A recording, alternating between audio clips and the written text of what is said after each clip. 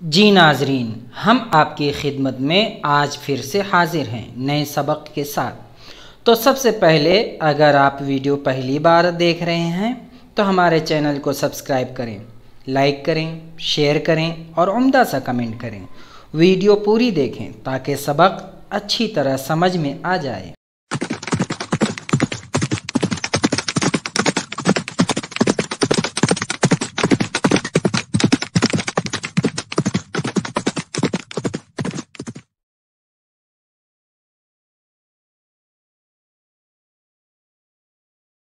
जी नाजरीन, अस्सलामु अलैकुम वरहमतुल्लाहि वबरकातुहू। आज हम पढ़ेंगे prepositional verb. Prepositional verbs are verb plus preposition sequences that function as a single inseparable unit and typically have the same meaning as a single word verb। Prepositional verb वो होता है कि जो वर्ब के बाद प्रीपोजिशन भी use होता है सीक्वेंस में और ये फंक्शन करता है एक अकेला वर्ब या वर्ड की तरह और जो अलग नहीं हो सकता है और सेम मीनिंग देता है जैसा कि एक वर्ड का मीनिंग होता है। Typically examples of prepositional verb include decided।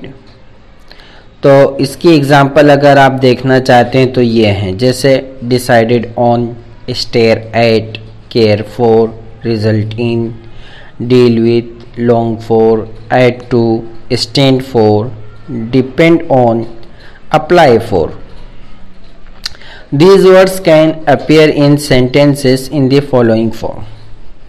तो ये इस तरीके से यूज होते हैं: apply for something, comment on something, care for someone और something, decided on something, stand for something.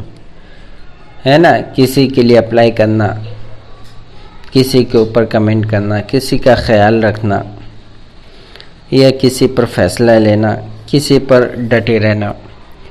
The verb and preposition usually have meaning of a single word verb.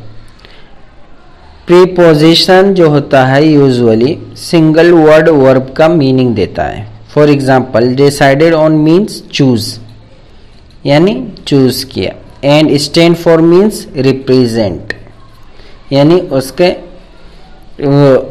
उसकी नुमाइश की, उसके लिए हाजिरी दी। Usually a prepositional verb consist of a transitive verb followed by preposition with which it is closely associated to form a new word। Prepositional verb जो होता है आमतौर से ट्रांजिटिव वर्ब के साथ मिलकर आता है ना, और जिससे एक अलग मीनिंग और अलग मफहूम बनता है। जैसे he stayed at the ground, वो जमीन की तरफ घूर रहा था। She finally decided on the blue car, आखिर उसने ब्लू कार ही चुना। Many phrasal verb prepositional verbs are transitive। अक्सर जो वर्ब होते हैं, जो प्रीपोजिशन जिनके साथ लगता है वो ट्रांजिटिव होते हैं। However, their second element is a preposition and so their two parts cannot be separated by the object। तो प्रीपोजिशन और वर्ब के बीच में ऑब्जेक्ट नहीं ला सकते। In contrast to separable transitive phrasal verb to which particle moment can apply. लेकिन phrasal verb में हो सकता है कि फ्रेज और वर्ब के बीच में ऑब्जेक्ट आ जाए, लेकिन इसमें नहीं होता है। वर्ब के बीच में और प्रीपोजिशन, वर्ब और प्रीपोजिशन के बीच में ऑब्जेक्ट नहीं आ सकता। An attempt to separable the verb and preposition will produce an ungrammatical sentences. है ना, जैसे दूसरे 2B एंड 3B को देख सकते हैं। ही अप्लाइड फॉर द जॉब, ये कहना तो सही है, इसलिए ग्रीन में है। और जो रेड में है वो गलत है। ही अप्लाइड द जॉब फॉर, ऐसा नहीं कह सकते, है ना। तीसरा, ऑन हर मदर, छोटी डिपेंड्स ऑन हर मदर्स। तो इसमें भी देखिए सही जुमला जो है ग्रीन में है और जो रेड में है वो ऐसा नहीं कह सकते। क्यों नहीं कह सकते? इसलिए ऑन हर मदर, क्योंकि वर्ब और प्रीपोजिशन के बीच में ऑब्जेक्ट ले आया है, इसीलिए। जैसे डिपेंड ऑन ये होना चाहिए, लेकिन यहाँ डिपेंड हर मदर आ गया। ऐसे पहले जुमले में भी कि अप्लाइड फॉर द जॉब, ये सही है, लेकिन applied the job of for, यानी अप्लाइड और फॉर के बीच में दी जॉब आ गया, इसलिए गलत हो गया है ना। In contrast to phrasal verbs, most prepositional verb meaning can usually be deduced from the verb alone. लफ्जी फेल के बरक्स ज़्यादातर पेशगी फेल के माना आमतौर पर सिर्फ फेल से मिलते हैं। However, some have meaning that are not obvious from the verb alone or from two parts together. कुछ माने ऐसे होते हैं जो सिर्फ फेल से नहीं निकलते, न फेल के दो पार्ट्स के मिलने से। Example of these prepositional verb includes stand for, which means represent, and call on, which means visit, है ना। तो आप देखिए stand for का मतलब क्या होता है? किसी की है नुमाइंदगी करना, रिप्रेजेंट करना। एंड कॉल ऑन का मतलब विजिट करना। In some prepositional verbs the preposition following the verb can be separated by an adverb, as is the case in four A, and preposition can preceded a relative pronoun as in four B. तो आप ये देख सकते हैं prepositional verb में following के adverb लाकर अलग किया गया है ना। जैसे फॉर ए में देखिए, फॉर ए में क्या है? He started intentionally at the ground, है ना, कि उसने जमीन पर घूर कर देखने की कोशिश की, घूरना शुरू किया। अब बी का देखिए कि and the preposition can preceded a relative pronoun. The ground he was staring was strikingly beautiful, है ना। अब यही मफहूम को सी में देखिए कि illustrate, वो और ज़्यादा वजाहत का। At where was he staring, वो कहाँ घूर रहा है। Construction that look like prepositional verb, there are two constructions that have a superficial similarity to prepositional verb. के कंस्ट्रक्शन के हिसाब से देखने में लगता है कि प्रीपोजिशनल वर्ब जो है दो तरीके के हैं। Taking a closer look will reveal the clear difference. आप देखेंगे तो बारीकी समझ में आएगी। Verb such as cut, set and wash can be followed by adjectives to create a meaning that differs from that of verb. के जो cut, set और वॉश है, ये अगर ऑब्जेक्टिव के साथ आता है तो इसका अलग मीनिंग होता है ना।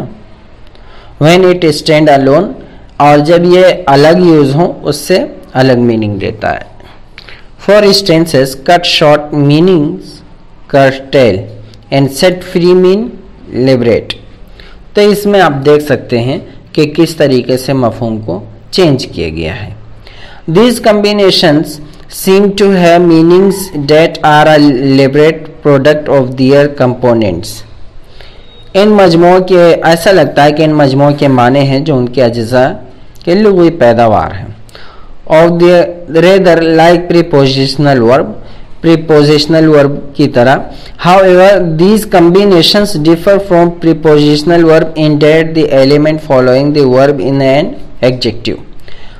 तो इसमें ये देखना रहता है कि वर्ब के साथ अगर एडजेक्टिव आता है या वर्ब के साथ प्रीपोजिशनल आता है तो सब में मीनिंग अलग अलग होती है ना, उसमें गौर करने की ज़रूरत रहती है। And although the combinations are transitive, और देखें कि जो कॉम्बिनेशन बनता ट्रांजिटिव का होता है, its two element are usually separated, और दो एलिमेंट को आसानी से अलग किया जा सकता है, as shown in 5 and 6।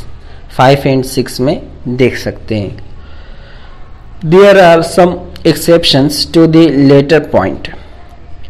For example, cut short as shown by the 7b, in which the adjective appears directly after the verb। और आप देखेंगे कि इसमें कट शॉर्ट में 7b के एग्जाम्पल में डायरेक्ट एडजेक्टिव यूज हो गया है। अब आप देखिए, the game keeper set the young lion free, है ना, तो the game keeper set the young lion free, तो आप इसको ऐसा नहीं कह सकते, set free the young lion, ऐसा नहीं कह सकते, इसलिए वो रेड में है ना, वो सही नहीं है। After a few minute she was able to work the rope loose, है ना, तो अब इसमें देखिए कि after a few minute she was able to work loose the rope, है ना, तो इनमें बारीक फर्क समझ सकते हैं, और जो इसको रेड कर दिया गया है ये इसी का मफहूम है, तो ये बताने के लिए कि ये गलत है। Robert had to cut his vacation short and fly home the next day, कि रॉबर्ट उसने अपनी छुट्टी ख़त्म करके फौरन घर अगले दिन के लिए फ्लाइट लिया घर जाने के लिए, तो इसको कैसे कह सकते हैं, कट शॉर्ट हिज वेकेशन, ऐसा नहीं कह सकते, है ना, कट शॉर्ट हिज वेकेशन, बल्कि cut his vacation short. Be plus adjective plus preposition, the verb be combined with various adjectives and specific prepositions, be plus adjective plus और preposition plus, तो the verb be combines with various adjective, तो verb अक्सर सिफात से मिलकर आते हैं and ख़ास प्रीपोजिशन के साथ मिलकर आते हैं, टू फॉर्म प्रेडिकेट, जो खबर बनाते हैं, that have the same meaning as simple verb, और ऐसे ही मफहूम देते हैं जैसे सिंपल वर्ब देता। For instances, be able to and can have the same meaning, कि बी एबल टू और कैन हैव एक ही मतलब में है। As do be afraid of and fear, और do be afraid and, है ना, do be afraid of, तो इसका मतलब fear होता है। be fond of and like, तो इसमें देखिए ये बतला ये रहा है कि be plus adjective plus preposition मिलके ऐसे ही मफहूम देते हैं जैसे एक सिंपल वर्ड देता है ना। अब देखिए, डू बी अफ्रेड ऑफ, इसका मतलब एक सादा सिंपल वर्ड है फियर, डरना। बी फॉन्ड ऑफ, इसका मतलब लाइक, पसंद करना, यानी लाइक जो आप बोलकर काम चला रहे हैं वो बी फॉन्ड ऑफ बोलेंगे तब वो मफहूम पैदा होगा। एंड बी अवेयर ऑफ, इसका सादा वर्ड जो है मफहूम में वो क्या है, नो, यानी इतने वर्ड का मिलकर जो मफहूम होता है वो एक ही अकेला वर्ड बता देता है मफहूम, no. These combinations clearly differ from prepositional verb in their inclusion of an adjective। तो ये जो कॉम्बिनेशन बताए गए ये एकदम प्रीपोजिशनल से अलग हैं, है ना, और ये एडजेक्टिव के साथ मिलकर आते हैं। जैसे I am aware of your objection to the plan, मैं जानता हूँ, I am aware of your, कि तुम्हारे एतराज़ की वजह क्या है, मेरे प्लान में एतराज़ करने की वजह मैं जानता हूँ। और he is not fond of my Activa bike, वो मेरी एक्टिवा बाइक को पसंद नहीं करता, है ना। तो अल्हम्दुलिल्लाह ये प्रीपोजिशनल वर्ब का जो सबक था ये मुकम्मल हुआ। अब इंशाअल्लाह हम मिलते हैं आइंदा अगले शानदार सबक में।